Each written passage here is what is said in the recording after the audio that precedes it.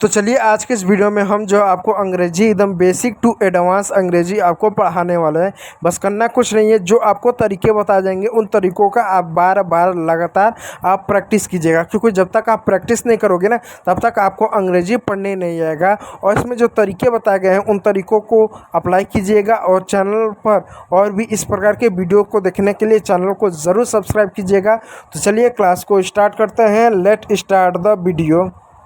तो चलिए क्लास को स्टार्ट करते हैं। आज के इस वीडियो में हम आपको अंग्रेजी पढ़ना सिखाने वाले।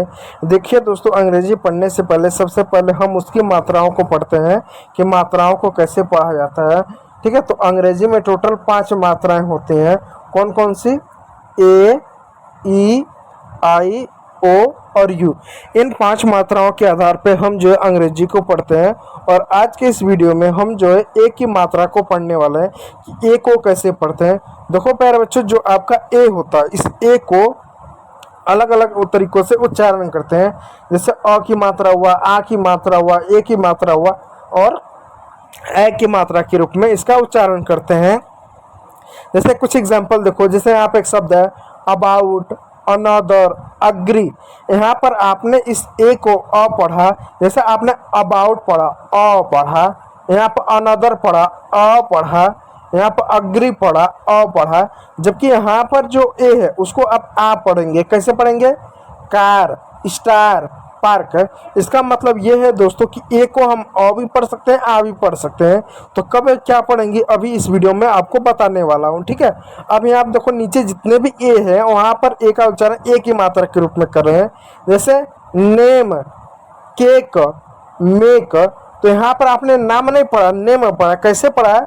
ये NAME है, तो एन को आपने क्या पढ़ा? एन को आपने क्या पढ़ा? एन को आपने न पढ़ा। एम को आपने एम म पढ़ा और ई साइलेंट होता है जब किसी शब्द के अंत में आता है। और इस ए को ए की मात्रा पढ़ा। तो क्या पढ़ा? आपने नेम पढ़ा, नाम नहीं पढ़ा है। इस बात को याद रखिएगा। ठीक है, तो उसी प्रकार नेम हो गया, केक हो गया, मेक होगा, ए का उच्चारण हो गया। और नीचे देखो जो ए है उसको आप ए की मात्रा के रूप में पढ़ रहे हैं। जैसे कैट, जैसे मैन, जैसे फैन। कैसे? CAT, ये कैट पढ़ा। कैसे? सी का क हो गया, टी का ट हो गया। इस ए को ए की मात्रा पढ़ा, कैट पढ़ा। यहाँ पर देखो आप इसको मैन पढ़ रहे हो। कैसे मैन पढ़ रहे हो? यहाँ देखो MAN, इसको मैन पढ़ा। एम का म पढ़ रहे हो, एन का न पढ़ रहे हो, इसको ए की मात्रा लगा दिए तो मैन पढ़ रहे हो। तो आज के इस वीडियो में ये जानेंगे कि कब ए को अ पढ़ते हैं, आ पढ़ते हैं, ए पढ़ते हैं और आई पढ़ते हैं। तो चलिए क्लास को स्टार्ट करते हैं। लेकिन उससे पहले किसका नाम अंग्रेजी के ए अक्षर से आता है वो ज़रूर कमेंट करके बताइएगा। ठीक है प्यारे बच्चों, चलिए इस क्लास को स्टार्ट करते हैं। देखो पहला नियम, जब अंग्रेजी में ए के बाद आर आता है तो उसका उच्चारण आ बोला जाता है। यानी कभी भी अंग्रेजी में ए प्लस आर मिले तो उसका उच्चारण हमेशा आ के मात्रा के रूप में करते हैं। और भी कुछ तरीके हैं कब आ पढ़ा जाएगा, लेकिन पहला तरीका याद रखिएगा कि ए के बाद आर आए तो उसका उच्चारण हमेशा क्या, किस रूप में करते हैं? आ के रूप में करते हैं। जैसे कार, जैसे पार्क, जैसे स्टार, जैसे हार्ड। अब जरा इसको हिंदी में ट्रांसलेट करते हैं। अब देखो कार है, क्या है? कार। तो के का क्या हुआ? क हो गया। आर का क्या हुआ? र हो गया। ठीक है, ए को क्या पढ़ेंगे? आ पढ़ेंगे। तो आ की मात्रा क्या होती है? खा डंडी होती है, तो हो गया कार। अब यहाँ आप देखो इसको क्या पढ़ेंगे? इसको पार्क पढ़ेंगे। कैसे पढ़ेंगे? पार्क। अब जरा यहाँ पर ध्यान देखो, पी का प हमने लिख दिया। ठीक है, अब यहाँ पर ए का क्या हम लिखेंगे? ए का आ लिखेंगे, क्योंकि ए के बाद क्या? आ की मात्रा है। ठीक है प्यारे बच्चों, पी के बाद ए है तो ए के बाद आर है, इसलिए इस ए को आ की मात्रा के रूप में तो आ लिख दिया। अब देखो दोस्तों, उसके बाद आर है और के है, तो आर क्या है? कॉन्सोनेंट है, के क्या है? कॉन्सोनेंट है। और मैंने आपको नियम बताया है कि जब 2 कॉन्सोनेंट एक साथ होते हैं तो पहले वाले कॉन्सोनेंट को आधा पढ़ा जाता है और आधा लिखा जाता है।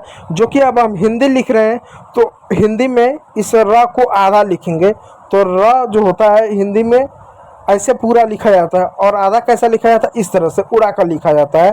तो र को क्या आधा लिखेंगे, तो आधा रहता है ऐसे लिख नहीं सकते हैं, तो उसको हम क्या करेंगे? के पर लिखेंगे। अब देखो जो के है, इस के का क्या होगा? क होगा, तो क लिख दिए।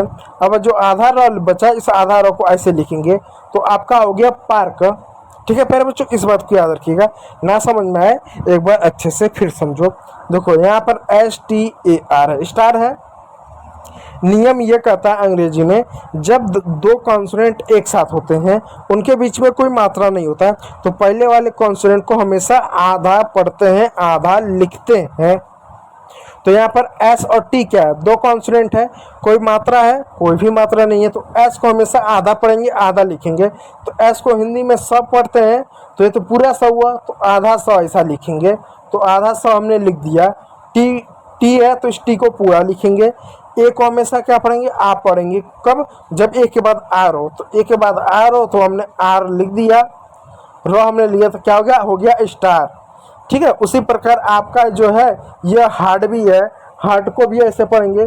आप देख सकते हो HARD हार्ड है, तो H का हमने ह लिख दिया, ए का हमने आ लिख दिया। क्यों आ लिखा, क्योंकि आर है, आर का हिंदी र होगा, लेकिन आर और डी दोनों क्या है, कॉन्सोनेंट है, इसलिए यहाँ पर भी क्या होगा, आपका जो आर को आधा ही लिखा जाएगा और डी को पूरा। तो डी हमने पूरा लिख दिया, उसके ऊपर आधा र, तो हो गया हार्ड।